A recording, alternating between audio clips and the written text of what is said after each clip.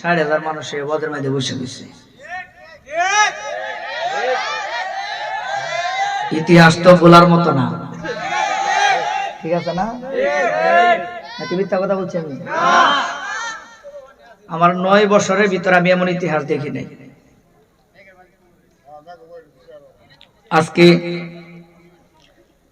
মাওলানা হাফেজ শামসুল ইসলাম পীর সাহেব হুজুর এই কথাটা বলছে, ঘরের ভিতরে বলছে আমার সাথে কথাটা। তো আমি যতটা মাহফিলে গেছি প্রায় সময় আমার ওই অতীতটা, আপনাদের যে গত বছরের যে ইতিহাসটা, এটা আমাকে বারবার মনে করায় দেয়।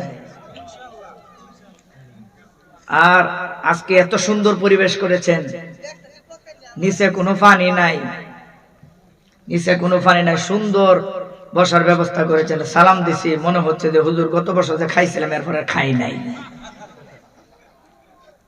এই খাওয়ার মাঝে আছি, এরকম নাকি? হ্যাঁ, মন খারাপ আপনাদের? মাহফিলটা এত সুন্দর পরিবেশ করেছে এই যে যুবক ভাইগুলি, আমরা তো ওয়াজ শুনতে এসেছি আর আমরা বক্তার আওয়াজ করতে এসেছি, আমরা কিন্তু সহজভাবে পাইলেছি।